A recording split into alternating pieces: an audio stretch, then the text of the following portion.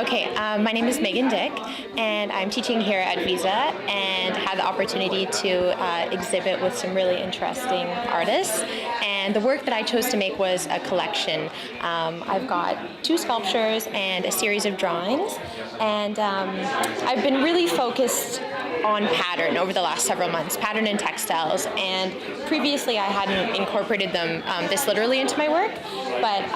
I studied through my drawings, I studied a lot of pattern and repetition, and this was basically my first foray into figuring out how I could lay over a pattern on top of a form, and I was really curious about how that pattern could imbue a 3-dimensional form with character. I'm already interested in character and the personification of an inanimate object as it is, and so this is pretty much an experimentation in how pattern can activate a form. Yeah, and they're works in progress. They're the first ones that I've made of this nature, so it's interesting to see them in the space.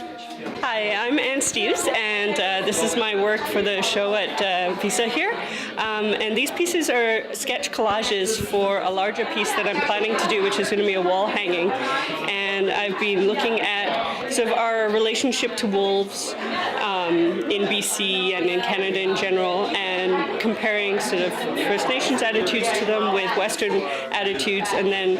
thinking about the way that that the government's sort of thinking about wolves and culling them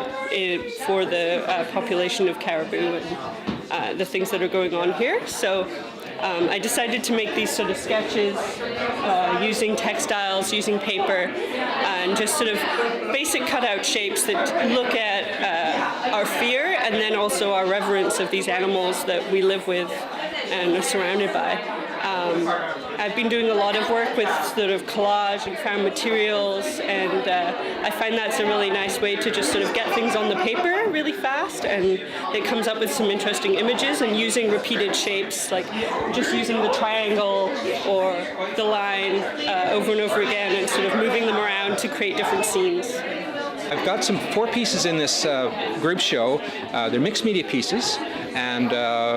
one of the things I'm playing off of is this idea of using analog and digital combinations. So in some cases I'm using traditional collage techniques, image transfer techniques, and then bringing them back into a digital environment,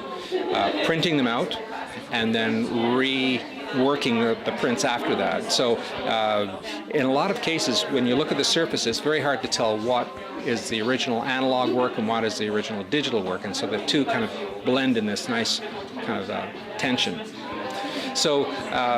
several of the pieces, 2 of the larger pieces are actually done about 2 years ago.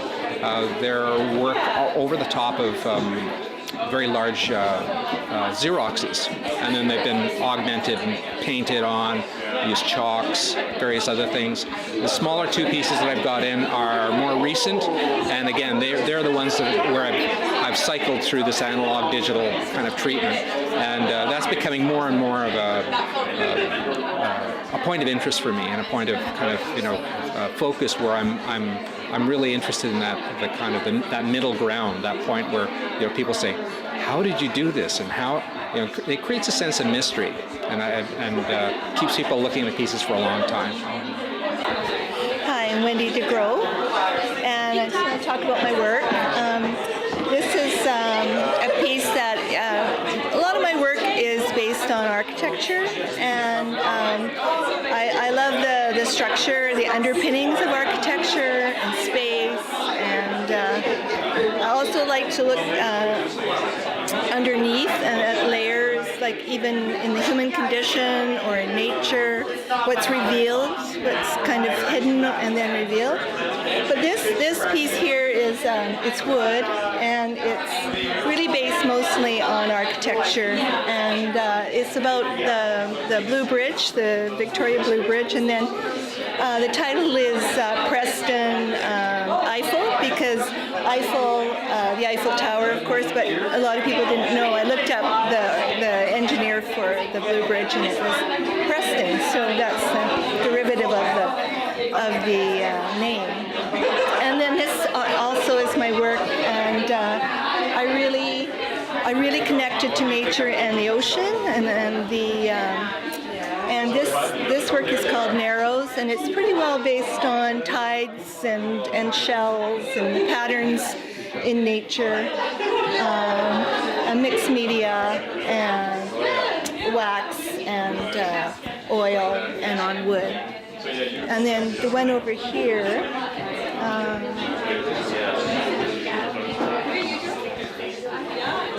is really a combination of all of that, and it's called Habitat. And so when I'm on the beach or I'm out in nature, I'm looking at how animals adapt to and take back with structures, like say structures that are under the water that have been abandoned, and the barnacles form, and so the wormholes in wood and things like that, and then always the girders and the architecture, docks, and the fact that I'm next to Tara with this is my inspiration as well. So yeah, that's pretty well it.